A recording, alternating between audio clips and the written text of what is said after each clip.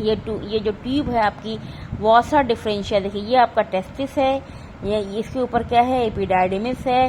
Testis के अंदर जो अभी हमने आपको बताया कि इसके अंदर सेमनीफेरस ट्यूब्यूल्स होते हैं।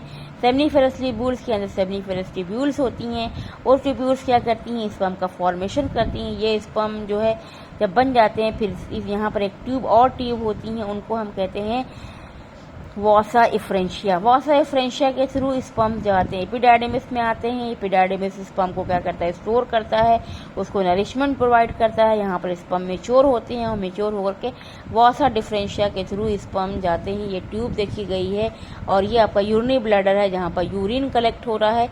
यूरिनरी ब्लैडर से होती हुई ये ट्यूब वॉसा डिफरेंशिया आपकी आ रही है।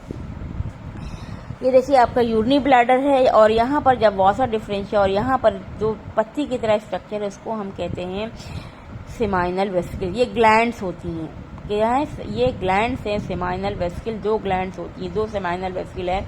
और वॉसा डिफरेंशिया जो आ रहा है वो आकर के कहाँ मिल जाएगा, सेमाइनल वेसिकल्स में आकर के मिल जाएगा।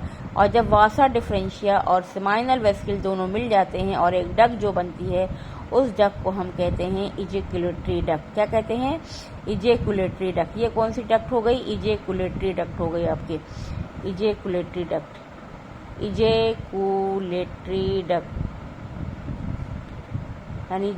यानी वॉसा डिफरेंशिया की ट्यूब और सेमाइनल वेसिकल की ट्यूब दोनों जब मिल जाती हैं, तो कौन सी ट्यूब बनती है, इजेकुलेटरी डक्ट बनती है। सेमाइनल वेसिकल जो है वो फ्लूइड सिक्रीट करते हैं, ये बताएंगे क्या सिक्रेट करते हैं।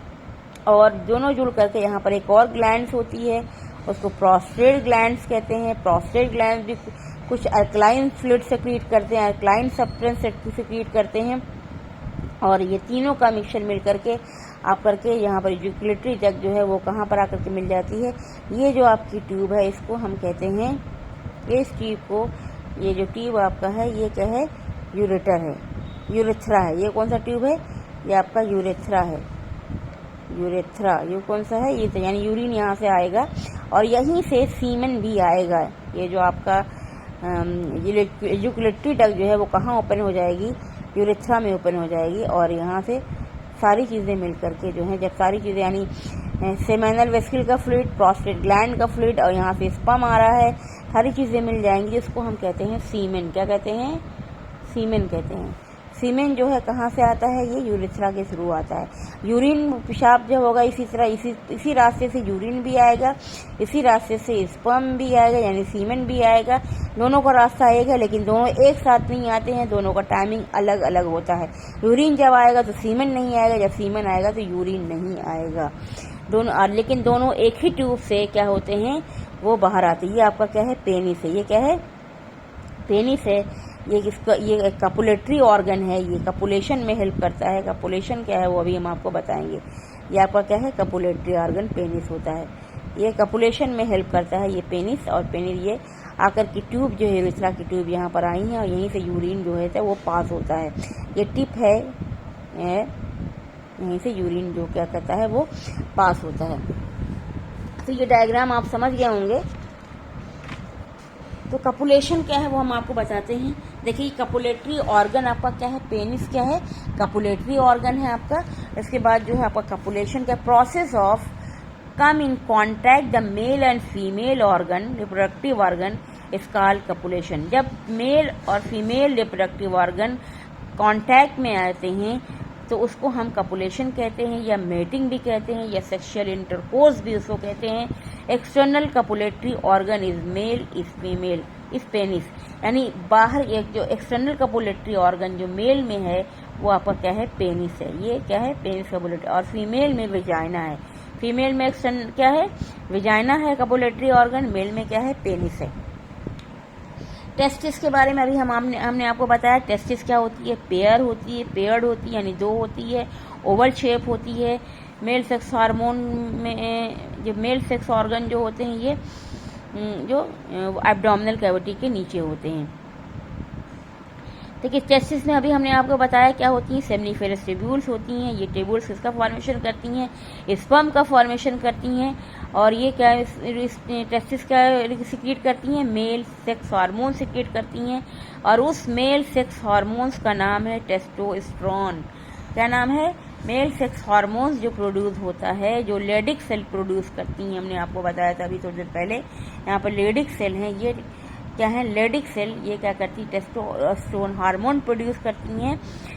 ये हार्मोन जो है सेकेंडरी सेक्सुअल कैरेक्टर में भी हेल्प करते हैं। बाकी इसके अलावा देखिए जो प्यूबर्टी के बाद जो भी चेंजेस आते हैं सेकेंडरी सेक्सुअल कैरेक्टर, वो किसकी वजह से आता है, वो टेस्टोस्टेरोन की वजह से होता है, जो टेस्टोस्टेरोन हार्मोन्स निकलता है। देखिए testosterone help in the formation of sperm is called spermatogenesis. Testosterone जो हार्मोन्स होता है वो स्पर्म के फॉर्मेशन में भी हेल्प करता है, स्पर्म बनने में भी हेल्प करता है। और उसको हम कहते हैं, जब स्पर्म बनता है, स्पर्म बनने के फॉर्मेशन को हम कहते हैं स्पर्मेटोजेनेसिस। क्या कहते हैं, स्पर्मेटोजेनेसिस। देखिए टेस्टिस जो होता है एक पाउच के अंदर होता है। इस टेस्टिस ये आपका है, एक पाउच है, ये स्किन होती है, क्या होती है, चमड़ा होता है, स्किन होती है, ये पाउच है, पाउच के अंदर टेस्टिस होता है। उस जो पाउच है उसको कहते हैं स्क्रोटम। क्या कहते हैं, स्क्रोटम। टेस्टिस हमेशा बॉडी के बाहर रहता है। पेनिस और टेस्टिस ये सब क्या है, बॉडी के बाहर पार्ट है, बाहर रहता है। टेस्टिस बाहर क्यों रहता है, उसका भी रीजन है। स्क्रोटम जो है स्मॉल पाउच होता है जिसके अंदर टेस्टिस होता है। स्क्रोटम क्या है, एक स्मॉल पाउच है, इसके अंदर क्या है, ये देखिए स्मॉल पाउच, इसके अंदर टेस्टिस है। Present outside the abdominal cavity, ये कहाँ पर, एब्डोमिनल कैविटी के बाहर होता है। स्पर्म ऑफ फॉर्म हियर, और यहाँ पर टेस्टिस में यानी स्क्रोटम के अंदर जो टेस्टिस है वहाँ स्पर्म का फॉर्मेशन होता है।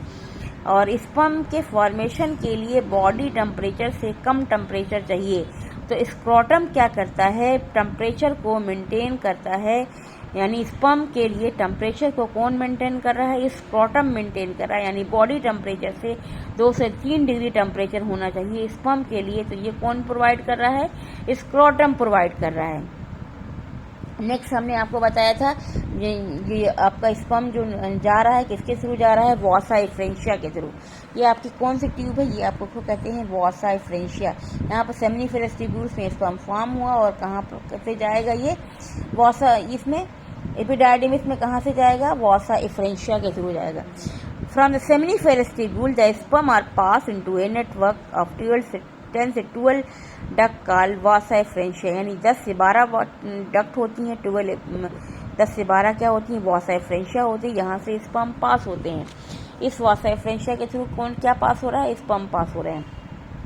कहाँ जाएंगे, एपिडाइडिमिस। ये आपका क्या है, एपिडाइडिमिस। एपिडाइडिमिस में 3 पार्ट होते हैं। नीचे वाले पार्ट को टेल कहते हैं, बीच वाले पार्ट को बॉडी कहते हैं, ऊपर वाले पार्ट को हेड कहते हैं। और ये एपिडाइडिमिस यानी वसा एफरेंशिया से स्पर्म जाकर के एपिडाइडिमिस में स्टोर हो जाते हैं। एपिडाइडिमिस क्या करता है, स्पर्म को नरिशमेंट प्रोवाइड करता है, उसको मैच्योर करता है। देखिए एपिडाइडिमिस क्या है, they are pass into the highly coiled tube, बहुत कॉइल्ड ट्यूब होती है, उसको एपिडाइडिमिस कहते हैं। एपिडाइडिमिस ऐसा ऑर्गन है जो extend from the top of the testis along its side to its back.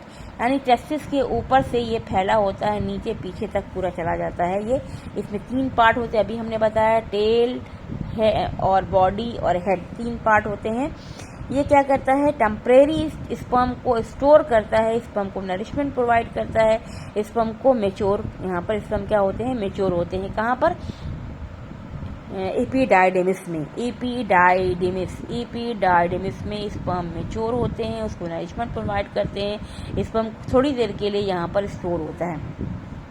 फिर स्पर्म के बाद ये जो ट्यूब गई है इसको वसा डिफरेंशिया कहते हैं। वसा डिफरेंस जो है यहाँ से स्पर्म जाता है, अगर जब भी कपुलेशन होता है स्पर्म जाएगा, फीमेल बॉडी में जाना है स्पर्म को, तो ये क्या है, वसा डिफरेंशिया के थ्रू जाएगा। वसा differentia the sperm form the epididymis passes into the tube called and vasa difference, it is also called sperm duct। यानी स्पर्म जो होता है वो कहाँ से जाता है, एपिडाइडिमिस से पास होता है, एपिडाइडिमिस से स्पर्म पास होकर वसा डिफरेंशिया में जाता है। और उसको कहते हैं स्पर्म डक्ट भी कहते हैं कि यहाँ से स्पर्म पास हो रहा है, इसको वॉसा डिफरेंशिया को स्पर्म डक्ट भी कहते हैं। क्या कहते हैं वॉसा डिफरेंशिया को? स्पर्म डक्ट भी कहते हैं। यहाँ से स्पर्म जो है वो पास होता है। इसके बाद फिर आपका आता है वॉसा डिफरेंशिया के बाद आपका आता है एजुकुलेटरी डक्ट। देखिए अभी हमने आपको बताया था एजुकुलेटरी डक्ट के बारे में।